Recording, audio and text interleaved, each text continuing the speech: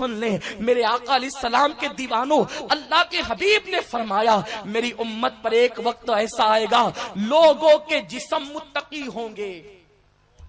یہ خاص طور پہ سنو، نماز کے وقت مسجد کی طرف دوڑنے والوں، ہاتھوں میں تسبیح لے کر بیٹھنے والوں، چہروں پہ داڑیاں سجانے والوں، خوبصورت ٹوپیاں پہننے والوں، اس پر خوش مت ہو جانا کہ مجھے دیکھ کر کے میں ولی دکھتا ہوں. اس کا کوئی تصور نہیں ہے اسلام میں کہ ظاہر سورا ہو اور باطن گندا ہو. میرے آقا فرماتے ہیں، بخاری مسلم کی حدیث ہے، ان اللہ لا ينظر الى صورکم والى اموالکم ولکن ينظر الى قلوبکم. اللہ نہ تمہارے چہرے دیکھتا ہے، نہ تمہارے اموال دیکھتا ہے، نہ مال دیکھتا ہے، نہ چہرے دیکھتا ہے، وہ تو تمہارا دل دیکھتا ہے. تو آقا کریم نے فرمایا قریب قیامت میری امت کا حال یہ ہوگا، جسم متقی ہوں گے اور دل فاسق ہوں گے. ایسے لوگ جنت کی خوشبو بھی نہ سونگیں گے. جب یہ فرمان پڑھو تو دل لرز جاتا ہے، کہیں ہم لوگ اسی میں تو نہیں. جسم اتنے متقی نظر آتے ہیں کہ لوگ کیا سے کیا تصور کرتے ہیں. مسلمانوں غور کرو، جن کو رسول پاک نے جنت کی بشارتیں دی، جن کے گھوڑوں کی ٹاپ سے لگی ہوئی دھول کی قسم قرآن نے یاد کی، وہ لوگ روتے تھے یہ کہہ کہ اللہ کہیں میں منافق تو نہیں ہو گیا. حضور سے پوچھتے تھے یا رسول اللہ کہیں ہم منافق تو نہیں ہو گئے. حضور کے پردہ فرمانے کے بعد حذیفہ الیمان سے فاروق اعظم ہر بار پوچھتے تھے، حذیفہ تجھے حضور نے تمام منافقین کے نام بتائے ہیں، اللہ کی قسم دے کے کہتا ہوں بول میرا نام منافقوں میں تو نہیں. وہ عمر جس کا ذکر توریت میں، جس کا ذکر انجیل میں، جس کا ذکر قرآن میں اشداء علی الکفار کے حوالے سے ہے، جس کا ذکر اللہ رب العزت نے یوں کیا کہ حبیب تیرے لیے اللہ کافی ہے اور وہ مومنین جو تیری اتباع کریں.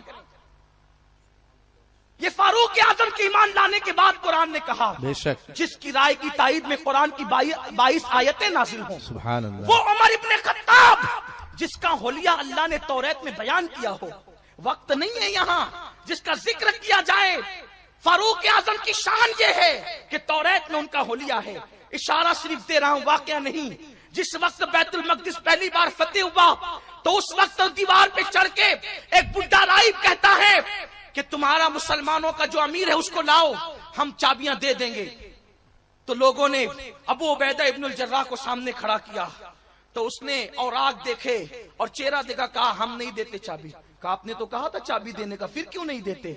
تو اس وقت اس بڈھے راہب نے کہا توریت کو مانوں کہ تجھے مانوں، کیونکہ توریت میں جس کا حلیہ ہے مسلمانوں کے امیر کے حساب سے وہ نہیں ہے. تب صحابہ مسکرانے لگے، یہ مسلمانوں کا امیر مانگ رہا ہے اور ہم نے لشکر کا امیر پیش کر دیا ہے. تو تب مومنوں کے امیر کو بلایا گیا اور جب حضرت فاروق اعظم آئے تو آنے کا انداز بھی کچھ اور تھا، لیکن اس کا ذکر یہاں نہیں کرنے کی کہ یہاں ٹائم ہی نہیں ہے، اس لیے کہ گٹی کھلتی جاتی ہے اور بات جو ہے وہ بکھرتی جاتی ہے. میں تو بات ہی آج کرنا نہیں چاہتا تھا، میں تو نعت ہی سننا چاہتا تھا، لیکن چونکہ بات کا حکم ہے تو بات کر رہا ہوں.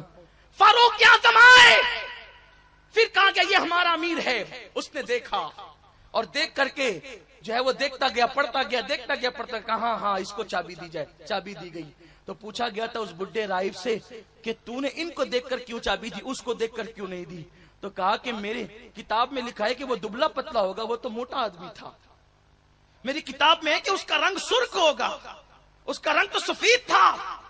میری کتاب میں کہ اس کی آنکھیں بڑی بڑی ہوگی اور اس کے گال اندر کو ہوں گے، اب داڑھی بڑی ہوگی. تو اس میں تو کچھ اور علامتیں تھی، اس لیے میں نے سوچا کہ یہ وہ نہیں ہے، لیکن جس کا ذکر اس میں ہے یہ وہی ہے. تو کہا یہ کیا ہے؟ کہا اسے توریت کہتے ہیں. جس عمر کا ذکر توریت میں ہو، اللہ موسیٰ پر جس کا ذکر نازل کرے، وہ عمر ابن خطاب کہتے حذیفہ کہیں میں منافق تو نہیں ہو گیا؟ اور جن لوگوں کے جسم متقی اور دل فاسق ہے وہ یہ ٹھیکہ لے کر کے بیٹھے ہیں کہ ہم جنتی ہیں، جنت ہمارے باپ کی ہے. میرے پیارے آقا علیہ السلام کے پیارے دیوانوں، اپنی فکر کو تبدیل کرنا ہوگا. سنی دعوت اسلامی آپ کی فکر کو تبدیل کرنا چاہتی ہے. ہاں مکڑی کے جالے کی طرح کے رسومات سے نکلو، حقیقت کی راہ کے مسافر بنو، اس راہ کے مسافر جس راہ کے مسافر صحابہ تھے، تابعین تھے، اولیاء تھے۔ تو عرض یہ کر رہا تھا، آقا فرماتے ہیں میری امت کے لوگ جسم متقی ہوں گے، دل فاسق ہوں گے۔ مطلب کیا؟ اعمال ظاہری تو تقوی کے حوالے سے ہیں، لیکن دل فاسق ہے۔ کیسے؟ جب بھی اکیلے میں گناہ کرنے کا موقع ملتا ہے کبھی کوئی کسر نہیں چھوڑتے۔ غیبت کا موقع ملا، غیبت کی گٹری لے کر بیٹھ گئے۔ چغلی کا موقع ملا، چغلیوں کا بستر لمبا کر دیا۔ انٹرنیٹ پر، فیس بک پر گناہوں کا موقع ملا، گناہ کرنے بیٹھ گئے۔ دل فاسق ہے، جسم متقی ہے۔ ایسے لوگ اللہ کی نگاہ رحمت سے محروم ہیں۔ جسم کو متقی بنانے کے ساتھ ساتھ اپنے دلوں کو بھی متقی بنا۔ تو کفل انتقال کر گیا اسی حالت میں، لیکن خوش نصیب تھا کہ جس وقت موت کا فرشتہ آیا وہ لڑکی کو چھوڑ چکا تھا۔ جا تو ڈرتی ہے تو میں نہ ڈروں؟ اور جب موت کا فرشتہ آیا اور اس کا انتقال ہو گیا تو جنگل کی آگ کی طرح یہ خبر پھیل گئی، کفل مر گیا، مر گیا، مر گیا، مر گیا۔ زاہدان خشک تبصرے کرنے لگے، کفل تو اتنا پاپی اور بدکار تھا کہ پتہ نہیں اس کا چہرہ کیسا ہو گیا ہوگا مرنے کے بعد، اس کا حال کیا ہوا ہوگا۔ لیکن جب لوگ آئے ہیں اس کے دروازے پر تو اس کے دروازے پہ نور کے قلم سے لکھا ہوا تھا، ان اللہ قد غفر للکفل، اللہ نے کفل کی مغفرت فرمائی۔ سبحان اللہ۔ کفل اللہ کے ڈر سے ایک گناہ اس نے چھوڑا، اللہ نے سارے گناہ بخش دیے۔ تو انسان اگر اللہ سے ڈر کر ایک گناہ چھوڑے، وہ بھی جوانی میں، کیونکہ آقا فرماتے ہیں اللہ کو جوانی کی توبہ سے اور زیادہ کوئی عمل محبوب ہے ہی نہیں۔ سب سے زیادہ اگر کوئی عمل پسند ہے تو جوانی کی توبہ ہے۔ تو یہ گفتگو سمیٹ رہا ہوں، دل سے خیال نکال دو کہ ہم جوانی میں گناہ سے نہیں بچ سکتے۔ امام یافعی فرماتے ہیں کہ وہ جو بزرگ تھے مسک، جن کو کہا جاتا مسکی یعنی مشک والے، تو وہ ان کا نام یہ کیسے پڑا؟ فرماتے ہیں کہ وہ ایک کپڑے کی دکان پر کام کرتے تھے، بڑے حسین و جمیل اور خوبصورت تھے، کپڑے کی دکان پہ کام کرتے تھے۔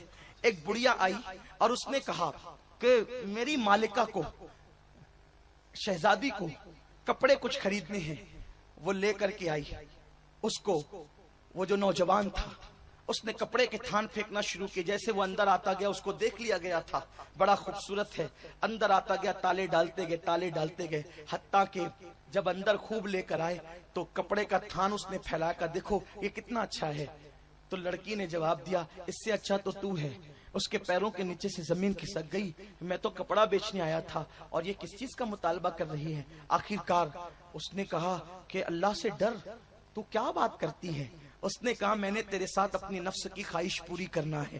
اس جوان نے کہا اللہ سے ڈر، یہ جائز نہیں ہے، یہ بڑا بدترین جرم ہے۔ اس نے کہا اگر تو میرے ساتھ ایسا نہیں کرے گا تو میں چیخوں گی، چلاؤں گی اور تجھے بدنام کر دوں گی، تو عزت کے ساتھ جینے کے قابل نہیں ہوگا۔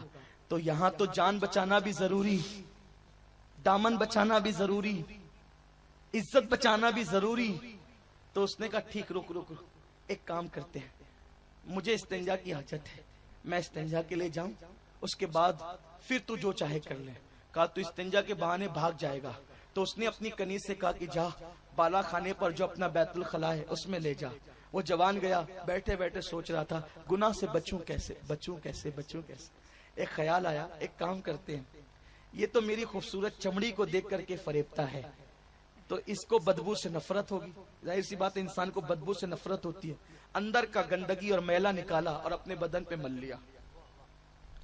لوگوں کو بیت الخلا سے نفرت ہے جبکہ نکلتی ہے ان کے پیٹ ہی سے۔ نفرت کرنا بھی چاہیے، لیکن رستے میں اگر گندگی پڑی دیکھیں گے تو دامن سمیٹ لیں گے اور 4 قدم دور سے ہٹیں گے۔ گندگی اگر جسم پہ لگ جائے تو پانی سے دھلی جا سکتی ہے، لیکن اگر اس دامن پر گناہ کے دھبے لگے تو اسے پانی سے نہیں دھلا جا سکتا۔ کاش کہ ہمارے دل میں جتنی نفرت گناہ سے ہے، جتنی نفرت گندگی سے ہے، اس سے زیادہ ہمارے دل میں گناہ کی نفرت ہوتی۔ اور آپ کو ایک بات بتاؤں، ایک صحابی تھے حضرت سعد ابن معاذ رضی اللہ تعالیٰ، بکریاں چراتے تھے، لیکن بکریاں پیشاب کرتی تھی تو لاشعوری طور پہ اس پیشاب سے بچ نہیں پاتے تھے. حضور ان کے جنازے میں گئے, حضور نے ان کی نماز جنازہ پڑھائی اور ان کو ان کی قبر میں رکھا, اور جب قبر میں رکھا تو چہرے کا رنگ بدل گیا. حضور نے تکبیر کری, یہ حدیث بہت کثرت سے پڑھی جاتی ہے. حضور نے تکبیر کہی, تسبیح پڑھی حضور نے, اور اس کے بعد چہرے پہ خوشی کے آثار تھے. صحابہ نے پوچھا حضور چہرے پر غم کے آثار کیوں تھے؟ سرکار نے فرمایا تمہارے اس نیک بھائی پر قبر تنگ ہو گئی تھی. جب تسبیح پڑھی گئی, تکبیر پڑھی گئی تو قبر کشادہ ہو گئی. نیک جس کو حضور کہیں, اسٹیج کا ناظم نیک نہیں کہیں. ناظم حضرات تو کسی کو بھی کچھ بھی بناتے ہیں, کوئی افسانہ نگار نہیں کہ افسانے میں کسی کو نیک کہا جائے, ڈرامہ نہیں, بلکہ جس کو نبیوں کا امام نیک کہیں. ہمارا ایمان ہے اگر کسی بدکار کو بھی وہ نیک کہہ دے وہ اسی وقت نیک ہو جائے, کیونکہ ان کی زبان سے جو نکلتا ہے اللہ اس کو پورا فرما دیتا ہے. تو فرمایا تمہارے نیک بھائی پر قبر تنگ ہو گئی تھی اور سو تسبیح و تکبیر پڑی گئی تو قبر کشادہ ہو گئی. تو کہا قبر کیوں تنگ ہوئی تھی؟ تو فرمایا کہ وہ پیشاب کے چھینٹوں سے, یعنی جو بکریاں پیشاب کرتی تھی, بکریوں کے پیشاب کے چھینٹوں سے نہیں بچتا تھا, اس لیے قبر تنگ ہو گئی تھی. صحابی اگر لاشعوری طور پر بکری کے پیشاب کے چھینٹے سے نہ بچے تو تعلیم امت کے لیے حضور بیان کر رہے ہیں کہ ان کی قبر تنگ ہو گئی. تو ہم تو گناہوں سے بھی نہیں بچتے, ہم تو زنا کے اڈوں سے بھی نہیں بچتے, ہم تو شراب کے اڈوں سے بھی نہیں بچتے. ہمیں کیا ہو گیا ہے کہ ہم جنت کا سرٹیفکیٹ لے کر آئے, جنت کی سندیں لے کر آئے ہیں. اس دن کو یاد کرو جس دن اللہ تم سے تمہاری جوانی کے بارے میں سوال کرے گا, اور تم اپنی راتوں کی داستان جب اپنے ماں باپ کو نہیں بتا سکتے تو اللہ کے سامنے اپنی راتوں کی داستان کیا بتا سکو گے. اس لیے اپنی جوانی کی حفاظت کرو, اور اس کے لیے بہترین ہمارے پاس پلیٹ فارم موجود ہے. ماحول کے حوالے سے سنی دعوت اسلامی سے وابستہ ہو جائیں تو انشاءاللہ ہماری جوانی محفوظ ہو سکتی ہے. گناہ کے حوالے سے اس نوجوان نے گندگی کو اپنے بدن پہ ملا, اور ملنے کے بعد باہر آیا تو چونکہ گندگی تھی اس نے چلانا شروع کیا, پاگل پاگل پاگل, اور اس کو نکال دیا گیا. وہ چلے گئے تو گھر جا کے غسل کیا. غسل کرنے کے بعد 2 رکعت شکرانے کی نماز پڑھے. اللہ تیرا شکر ہے تو نے کتنے بڑے گناہ سے بچا لیا. جو گندگی ملی تھی وہ تو صاف ہو گئی, لیکن سنو, جب وہ شکر کرتے ہوئے دیوار سے ٹیک لگا کر آنکھیں بند ہوئی تو خواب میں کیا دیکھا, ایک بہت حسین و جمیل بزرگ موجود ہے, اور انہوں نے آ کر ان کو سلام کیا. تو انہوں نے کہا بزرگ آپ کتنے خوبصورت ہیں, کون ہیں آپ؟ تو آپ نے فرمایا میں یوسف ہوں, یعقوب علیہ السلام کا بیٹا, یوسف صدیق. تو فوراً اس جوان نے کہا آپ کا واقعہ کتنا عجیب ہے, قرآن میں ایک زلیخا نے آپ کو گناہ کی دعوت دی اور آپ کیسے بچے, کتنا عجیب ہے آپ کا واقعہ, اور کتنا عجیب ہے. اللہ اکبر. یوسف حسین ہے اور ان کے قصے کو قرآن نے احسن القصص کہا ہے. کتنا حسین واقعہ ہے یہ.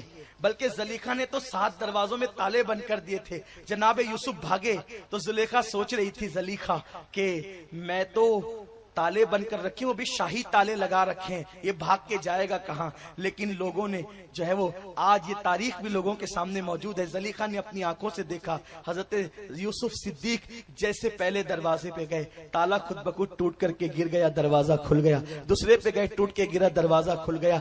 زندگی یوسف بتا رہی ہے گناہ سے بچنا چاہو گے تو اللہ تمہارے لیے تالے بھی توڑ دے گا, دروازے کھول دے گا, کیونکہ اللہ کا فرمان ہے. اللہ فرماتا ہے کہ جو اللہ کی راہ میں کوشش کرتے ہیں, والذین جاہدوا فینا لنہدینہم سبلنا, کہ جو اللہ کی راہ میں کوشش کرتے ہیں اللہ ان کے لیے راستہ نہیں راستے پیدا کرتا ہے. ایک راستہ نہیں راستے پیدا کر دیتا ہے. تو جناب یوسف علیہ السلام سے اس نے کہا آپ کا واقعہ کتنا عجیب ہے, آپ کیسے گناہ سے بچے؟ آپ نے جواب دیا میں تو نبی ہوں, میرا واقعہ تو عجیب ہے لیکن زیادہ عجیب تیرا واقعہ ہے کہ تو غیر معصوم ہو کر گناہ سے بچا ہے. مجھے میرے اللہ نے حکم دیا کہ تو نے گناہ سے بچنے کے لیے اپنے بدن پر گندگی ملی تو میرے قریب آ, میں اپنا ہاتھ تیرے بدن پہ مل کر تجھے جو ہے وہ معطر کر دوں. جناب یوسف نے ان کے بدن پہ ہاتھ پھیرا جب وہ خواب سے اٹھے تو ان کا گھر بھی مہک رہا تھا اور ان کا جسم بھی مہک رہا تھا. ایک دو دن نہیں، ایک دو ہفتے نہیں، ایک دو مہینے نہیں، ساری زندگی بدن مہکتا رہا. انتقال ہوا تو جسم مہکا، کفن مہکا، قبر میں رکھ دیے گئے تو قبر بھی مہکی. جو گناہوں سے بچ کر یوں جوانی گزارتے ہیں اللہ ان کو یہ مرتبے عطا فرماتا ہے. کاش کہ اللہ ہماری جوانی کو بھی پاکیزہ کر دے، ہماری نگاہوں میں بھی حیا عطا کر دے، ہمارے دلوں کو بھی تقدس عطا کر دے. دوران گفتگو اگر کوئی غلطی ہو گئی ہو اللہ معاف فرمائے. استغفر اللہ ربی من کل ذنب واتوب الیہ. لا الہ الا اللہ محمد الرسول اللہ صلی اللہ علیہ وسلم وما علینا